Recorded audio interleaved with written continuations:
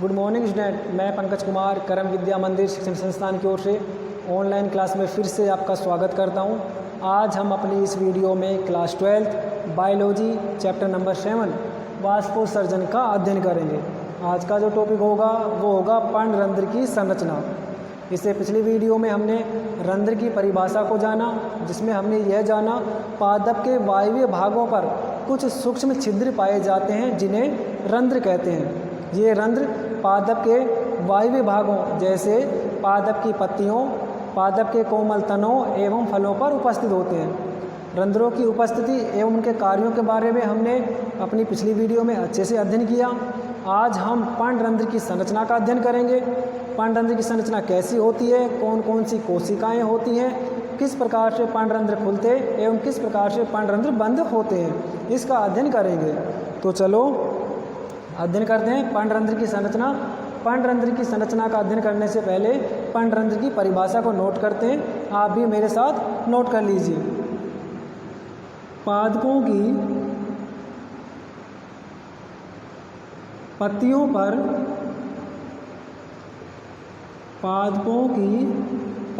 पर सूक्ष्म छिद्र पाए जाते हैं। सूक्ष्म छिद्र पाए जाते हैं जिन्हें पर्णरंध्र कहते हैं।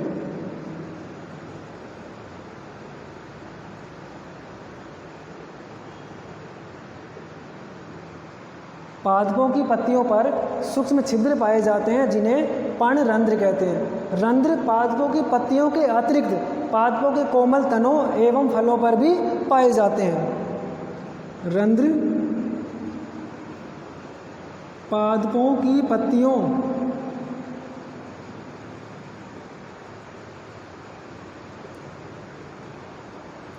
के अतिरिक्त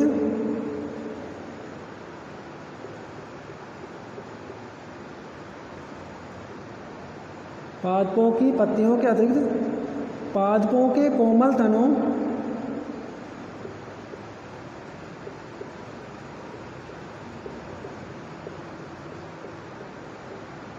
एवं फलों पर भी पाए जाते हैं।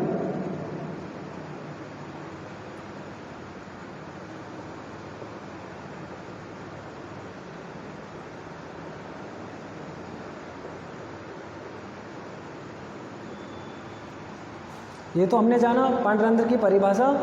पादपों की पत्तियों पर सूक्ष्म छिद्र पाए जाते हैं जिन्हें पर्णरंध्र कहते हैं। रंध्र पादपों की पत्तियों के अतिरिक्त पादपों के कोमल तनों एवं फलों पर भी उपस्थित होते हैं। तो अब हम बात करते हैं पर्णरंध्र की संरचना होती कैसी है।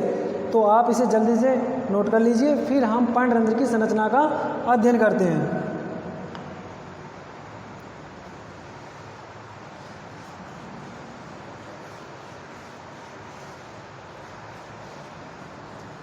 अब अध्ययन करते हैं पर्णरंध्र की संरचना का किस रूप में दिखाई देती है।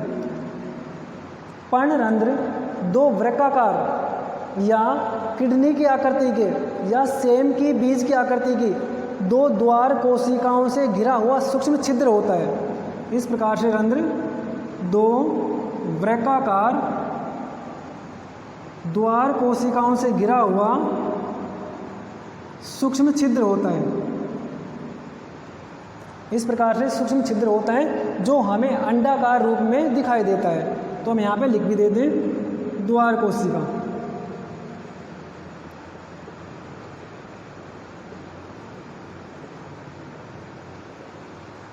रंध्र दो वृक्काकार द्वार कोशिकाओं से घिरा हुआ सूक्ष्म छिद्र होता है, ठीक है, जो हमें अंडाकार रूप में दिखाई देता है।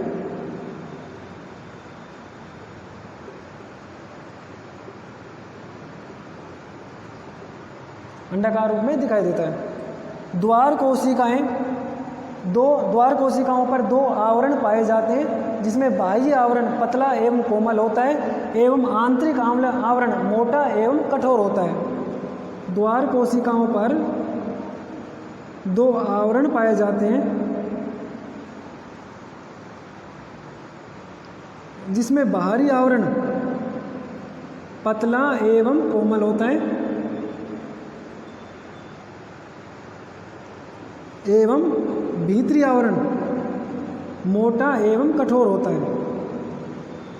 भीतरी आवरण जिसे मैं ब्लैक पेन से डार्क करके बता रहा हूँ, ये वाली संरचना, भीतरी आवरण मोटा एवं कठोर होता है।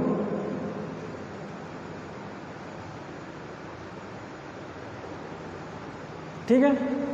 द्वार कोशिकाओं में कोशिकांग, केंद्रक एवं हरित लवक उपस्थित होते हैं। इन दोनों द्वार कोशिकाओं में केंद्रक, हरित लवक एवं विभिन्न कोशिकांग उपस्थित रहते हैं।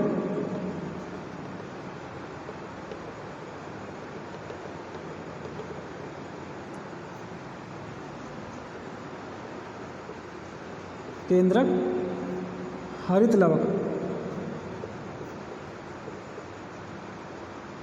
या हरित लवक या क्लोरोप्लास्ट।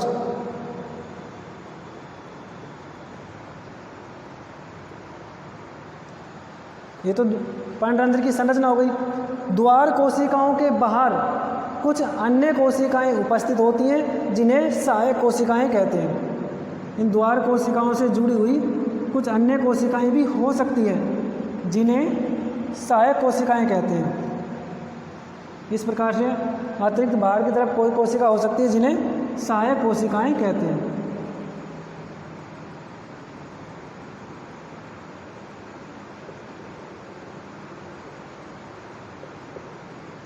इस प्रकार से रंध्र की संरचना दिखाई देती है। अब एक बार पुनः रिवाइज कर देता हूँ, जो कि बहुत मोस्ट बात है।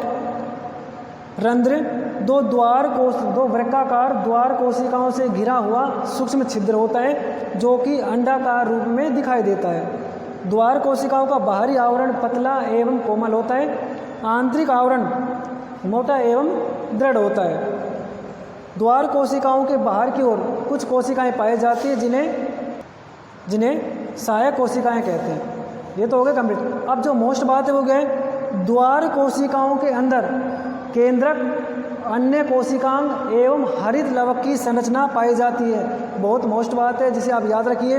द्वार कोशिकाओं के अंदर हरित लवक या क्लोरोप्लास्ट उपस्थित होते हैं। ठीक है। इसके बाहर पाई जाने वाली सहायक कोशिका में कोशिकांग, केंद्रक उपस्थित होते हैं लेकिन हरित लवक उपस्थित नहीं होते हैं। ये बात हमें याद रखनी है, जो कि रंध्रों के खुलने एवं बंद होने की क्रिया के समय हमारे काम आएगी।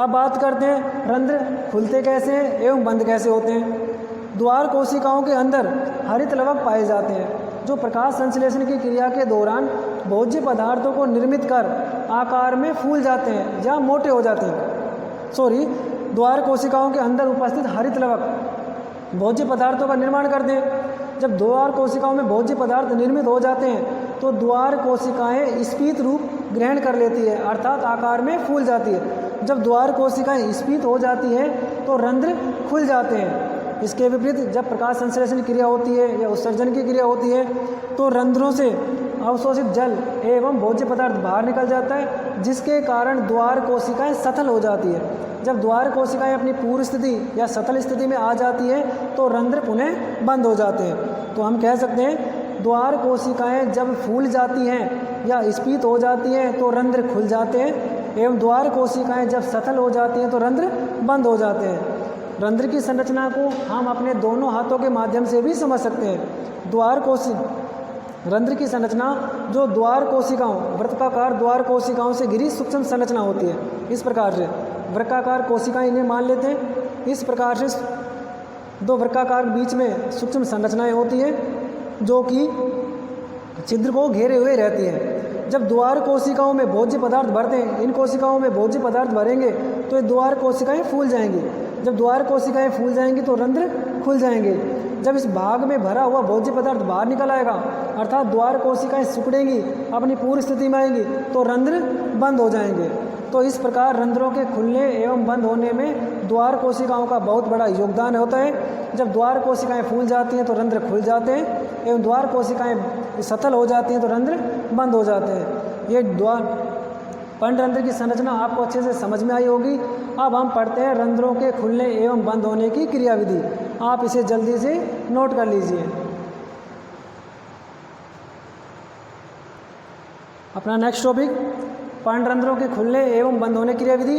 किस प्रकार से पर्णरंध्र खुलते हैं एवं बंद होते हैं। हमने बताया जब द्वार कोशिकाएं स्फीत हो जाती है तो रंध्र खुल जाते हैं एवं द्वार कोशिकाएं जब सथल हो जाती हैं तो रंध्र बंद हो जाते हैं। तो द्वार कोशिकाओं के स्फीत एवं सतल होने अर्थात रंध्रों के खुलने एवं बंद होने की प्रक्रिया जो होती है वो रंध्र गति कहलाती है। रंध्र गति को समझाने के लिए विभिन्न वैज्ञानिकों द्वारा विभिन्न परिकल्पनाएं या सिद्धांतों को प्रतिपादित किया, जिसे अब हम समझने का प्रयास करते हैं। टॉपिक होगा पर्णरंध्रों के खुलने एवं बंद होने की क्रियाविधि। पर्णरंध्रों के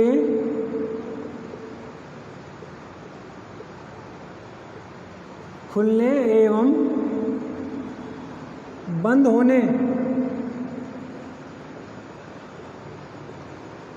के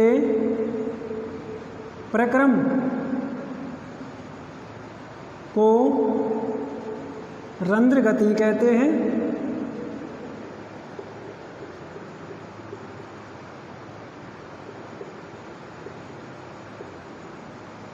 पर्णरंध्रों के खुलने एवं बंद होने के प्रक्रम को रंध्र गति कहते हैं। रंध्र गति को समझाने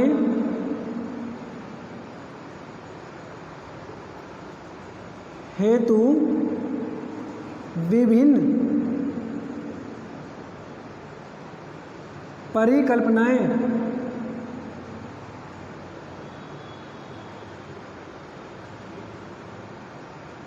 दी गई। अर्थात पर्णरंध्र की खुलने एवं बंद होने की प्रक्रिया को समझाने के लिए विभिन्न वैज्ञानिकों द्वारा अलग अलग परिकल्पनाएं दी गई, जिसके माध्यम से पर्णरंध्र को खुलने एवं बंद होने को समझाया गया। कौन कौन सी परिकल्पनाएं दी, चलो उसे भी हम नोट करते हैं। आप जल्दी से इसे नोट कर लीजिए। रंध्र गति को समझाने के लिए मुख्य परिकल्पना नंबर 1 मांड शर्करा परिकल्पना, नंबर 2 स्टीवार्ड परिकल्पना और नंबर 3 पोटेशियम आयन स्थानांतरण सिद्धांत या परिकल्पना, जो कि पर्णरंध्र की गति को समझाने का कार्य करते हैं। आज हम अपनी इस वीडियो में K+ आयन स्थानांतरण सिद्धांत का अध्ययन करेंगे, जो कि सर्वमान्य सिद्धांत माना जाता है। इस K+ आयन स्थानांतरण के आधार पर ही समझाया गया कि पर्ण किस प्रकार से खुलते हैं और किस रूप में वो बंद होते हैं। तो पर्ण के खुलने एवं बंद होने के सर्वमान्य सिद्धांत K+ आयन स्थानांतरण सिद्धांत का आज हम अपनी इस वीडियो में अध्ययन करेंगे, जो कि बोर्ड परीक्षाओं में आपसे पूछा जाता है। अगला टॉपिक K+ आयन स्थानांतरण सिद्धांत अर्थात पर्णरंध्रों के खुलने एवं बंद होने की प्रक्रिया को समझाने का सर्वमान्य सिद्धांत K+ आयन स्थानांतरण सिद्धांत का आज हम अब इस वीडियो में अध्ययन करेंगे। तो क्या होता है K+ आयन स्थानांतरण सिद्धांत, किस वैज्ञानिक द्वारा दिया गया तथा इस सिद्धांत का विस्तृत वर्णन किस वैज्ञानिक द्वारा किया गया, इसे हम अध्ययन करने का प्रयास करते हैं। K+ आयन स्थानांतरण सिद्धांत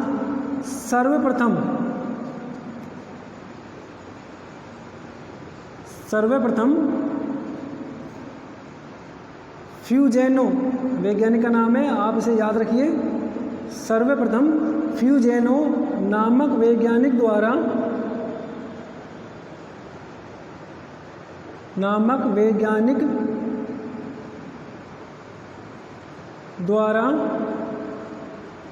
K+ आयन स्थानांतरण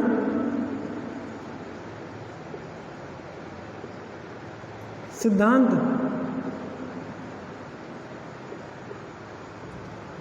को प्रतिपादित किया गया।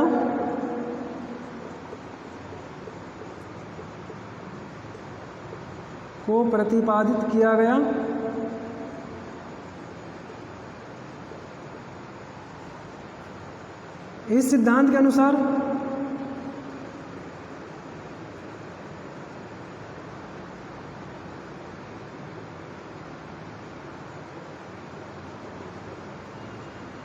उन्होंने क्या बताया अपने सिद्धांत में, द्वार कोशिकाओं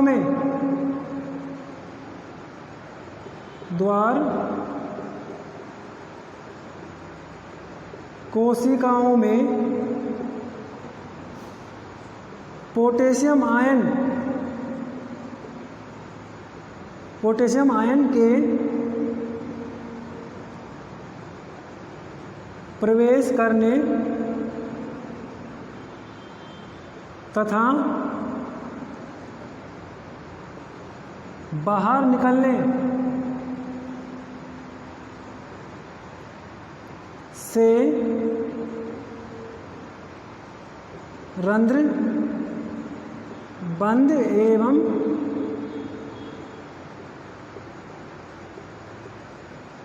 खुलते हैं। फ्यूजनो नामक वैज्ञानिक ने क्या बताया? उन्होंने बताया कि द्वार कोशिकाओं में पोटेशियम आयनों के प्रवेश करने एवं उनके बाहर निकलने से ही रंध्र खुलते एवं बंद होते हैं। ये बात तो फ्यूजनो नामक वैज्ञानिक ने बता दी, लेकिन इस क्रिया का विस्तृत वर्णन किसने किया? चलो उसे नोट करते हैं। रंध्र खुलते एवं बंद होते हैं तथा लेविट दूसरा वैज्ञानिक है, तथा लेविट नामक वैज्ञानिक द्वारा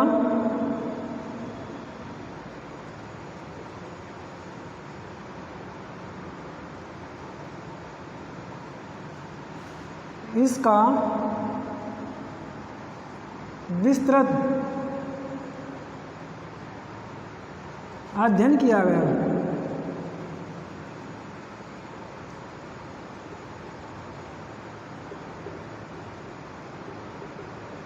K+ आयन स्थानांतरण सिद्धांत फ्यूजेनो नामक वैज्ञानिक द्वारा दिया गया। उन्होंने बताया कि द्वार कोशिकाओं में पोटेशियम आयनों के प्रवेश करने एवं उनके बाहर निकलने से रंध्र खुलते एवं बंद होते हैं, तथा लेविट नामक वैज्ञानिक ने इस सिद्धांत का विस्तृत अध्ययन किया।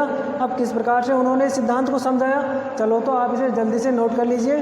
फिर लेविट के अनुसार किस प्रकार से रंध्र खुलते हैं एवं बंद होते हैं उसका अध्ययन करते हैं। चलो तो अब अध्ययन करते हैं लेविट के अनुसार कि लेविट ने किस प्रकार से रंध्रों के खुलने एवं बंद होने की प्रक्रिया को समझाया। तो इसको समझने के लिए मैंने पर्णरंध्र की संरचना को बोर्ड पे बनाया। इस संरचना के माध्यम से हम समझने का प्रयास करते हैं कि रंध्र किस प्रकार से खुलेंगे और किस प्रकार से वो बंद होंगे। चलो देखते हैं। हरित लवक में प्रकाश संश्लेषण की क्रिया होने से CO2 के उपयोग द्वारा स्टार्च का निर्माण होता है। सबसे पहले हरित लवक जो कि द्वार कोशिकाओं में उपस्थित है, प्रकाश संश्लेषण की क्रिया के दौरान वायुमंडल से CO2 का उपयोग करता है और CO2 के उपयोग के द्वारा वो किसका निर्माण करता है? स्टार्च का निर्माण करता है। ठीक है, यहाँ पे लिख देता हूँ स्टार्च। CO2 के निर्माण से किसका निर्माण हुआ? स्टार्च का निर्माण हुआ। अब क्या होता है? स्टार्च से क्या बनेंगे? इस स्टार्च से पहले फास्फोइनोल पायरुविक अम्ल तथा बाद में मैलिक अम्ल का निर्माण होता है।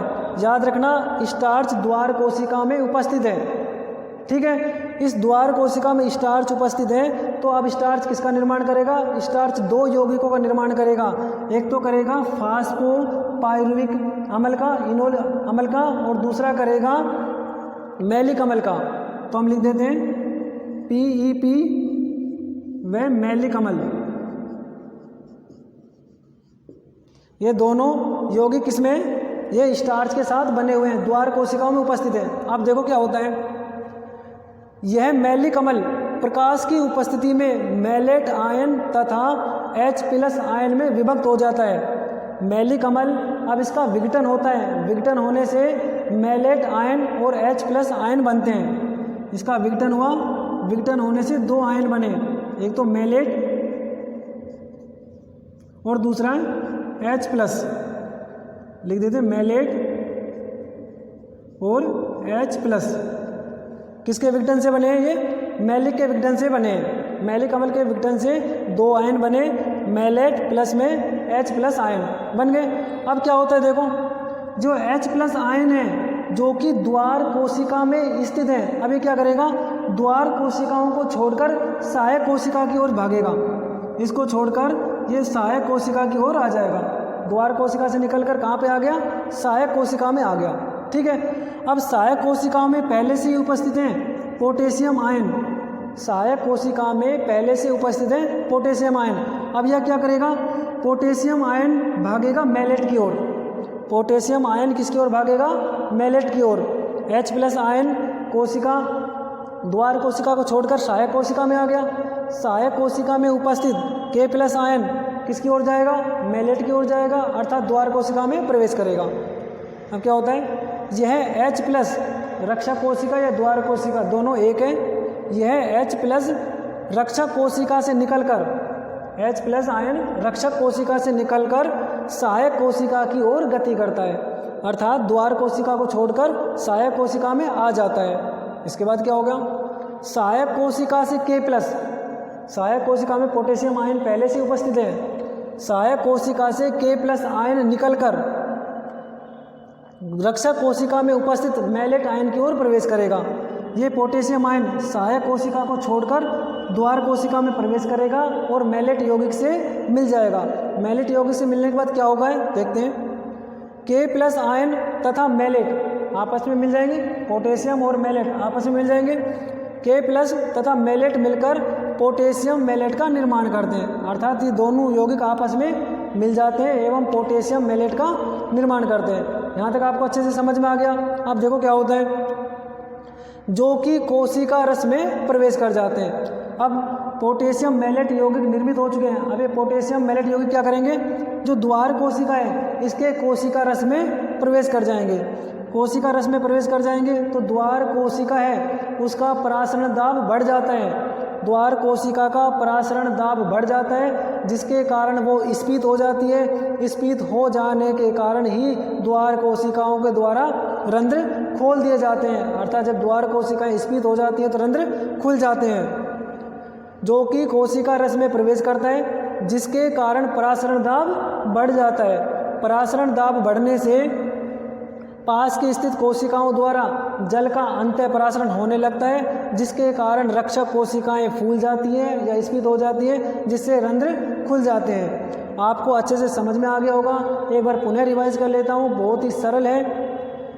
हरित लवक में प्रकाश संश्लेषण क्रिया होने से, हरित लवक में प्रकाश संश्लेषण क्रिया होने से तथा वायुमंडल की CO2 का उपयोग करने से द्वार कोशिकाओं में स्टार्च का निर्माण होता है। स्टार्च का निर्माण हो गया।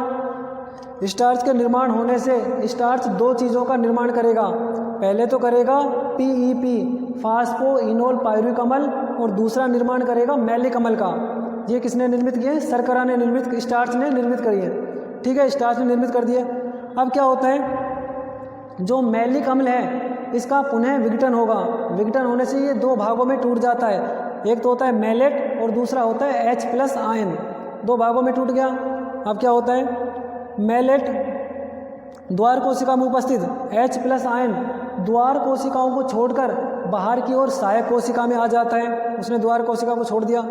सहायक कोशिका में उपस्थित पोटेशियम आयन सहायक कोशिका को छोड़कर द्वार कोशिका में चला जाता है। द्वार कोशिका में चला गया। द्वार कोशिका में पहले से क्या उपस्थित है? मैलेट आयन उपस्थित है। ये पोटेशियम मैलेट से मिलकर क्या बनाता है? पोटेशियम मैलेट का निर्माण करता है। पोटेशियम मैलेट का निर्माण करता है। तो अब क्या होगा, पोटेशियम मैलेट का निर्माण करने से कोशिका, द्वार कोशिकाओं का जो कोशिका द्रव है उसकी सांद्रता बढ़ जाती है। जब उसकी सांद्रता बढ़ जाती है तो बाकी जो पार्श्व वाली कोशिकाएं, जो साइड वाली कोशिकाएं, उससे जल अंतः परासरण के कारण द्वार कोशिकाओं में आने लगता है। जब द्वार कोशिकाओं में अंतः परासरण के कारण जल प्रवेश करता है तो द्वार कोशिकाएं आकार में स्फीत हो जाती हैं। द्वार कोशिकाओं के स्फीत होते ही रंध्र खुल जाते हैं। ये तो होता है दिन के समय में। अब रात्रि के समय में क्या होगा? रात्रि के समय में ये सारी क्रियाएं विपरीत होंगी, क्योंकि प्रकाश संश्लेषण की क्रिया होगी नहीं, और प्रकाश संश्लेषण की क्रिया नहीं होगी तो ये सारी क्रियाएं विपरीत होगी। विपरीत होने से द्वार कोशिकाओं में जो अंतः परासरण के कारण जल आया था वो बहिः परासरण के कारण बाहर की ओर निकल जाएगा, जिसके कारण द्वार कोशिकाएं सतल हो जाएंगी और सतल होते ही रंध्र बंद हो जाएंगे। तो इस प्रकार से लेविट ने रंध्रों के खुलने एवं बंद होने की क्रिया विधि को समझाया। आप इसे जल्दी से नोट कर लीजिए, इस रूप को अच्छे से याद कर लीजिए, जिससे आपको रंध्रों के खुलने एवं बंद होने का सर्वमान्य सिद्धांत आसानी से समझ में आ जाएगा। तो अब इस सिद्धांत को एक छोटे से आरेख के रूप में भी हम अच्छे से समझ सकते हैं। आप इसे जल्दी से नोट कर लीजिए।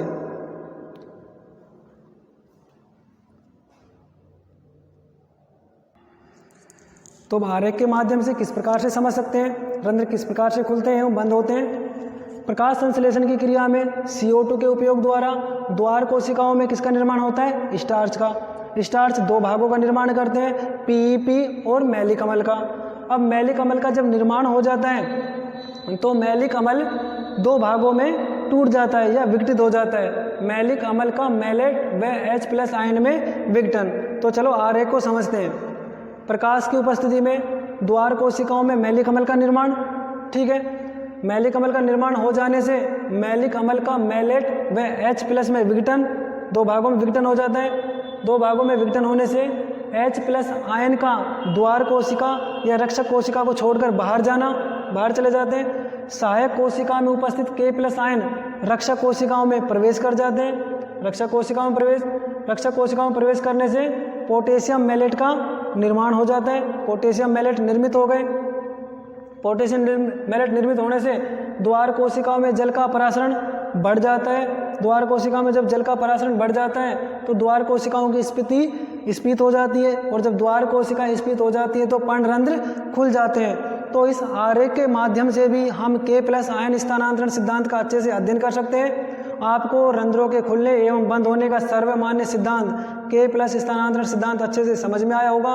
अब आप अगले सिद्धांतों एवं रंध्रों की संरचना के बारे में अच्छे से अध्ययन करने के लिए हमारी इस वीडियो को लगातार देखते रहें। वीडियो को लाइक करें, सब्सक्राइब करें और कमेंट भी जरूर करें। धन्यवाद।